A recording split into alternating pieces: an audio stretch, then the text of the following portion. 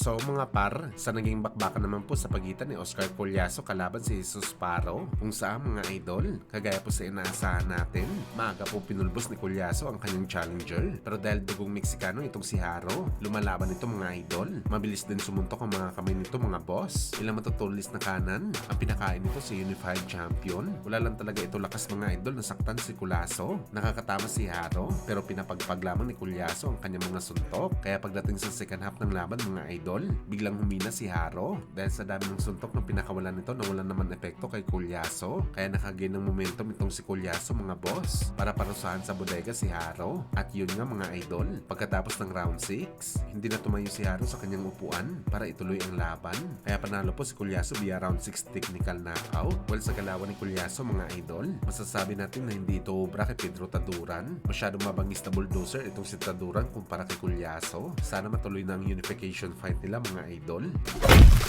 Samantalang ating Filipino Flash noon ito Donaire Jr. susuotin ng signature gloves ng ating pamansang kamao Manny Pacquiao, ang Cleto Reyes na gloves. Marami ng mga Pinoy boxing fans mga idol ang nagsasabi na hindi daw ganun ka big deal ang ganitong bagay dahil gloves lamang ito. Pero para sa atin mga boss, malaking ambag ito para sa ating Filipino Flash. Ang Cleto Reyes kasi na gloves mga idol, ginawa para sa mga puncher boxer. Pareho naman ang kapal nito sa ibang gloves, pero mas malambot ito mga idol. Kaya ramdam talaga ng kalaban ang lakas at tigas ng kamao mo. Ito ang paboritong sinusuot na gloves ni Pacman dahil pang knockout talaga. At imagine mga idol, kung halimon na lakas na naproduce ni Flash, kung Everlast na gloves ang gamit nito, paano pa kaya ang Cleto Reyes? At si Rico Masoda, Cleto Reyes din na gloves ang gagamitin. Kaya siguradong bagsakan ito mamaya mga idol. First time gumamit si Flash ng ganitong gloves sa laban. Tiyanta natin mga idol, meron talaga one punch knockout, pero hindi lang natin alam mga boss kung sino ang magiging biktima sa bakbakan. Ang hapon ba o di kaya ang Pinoy legend?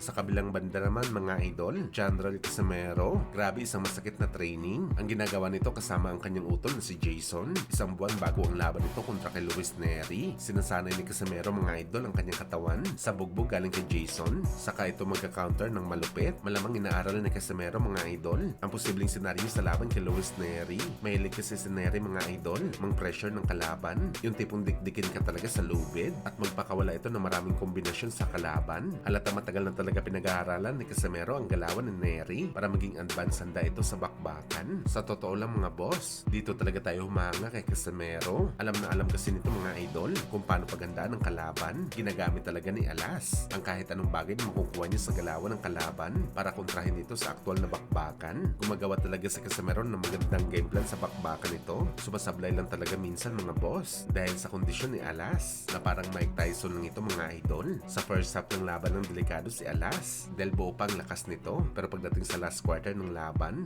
kulang na sa resistensya para i-knockout ng kalaban.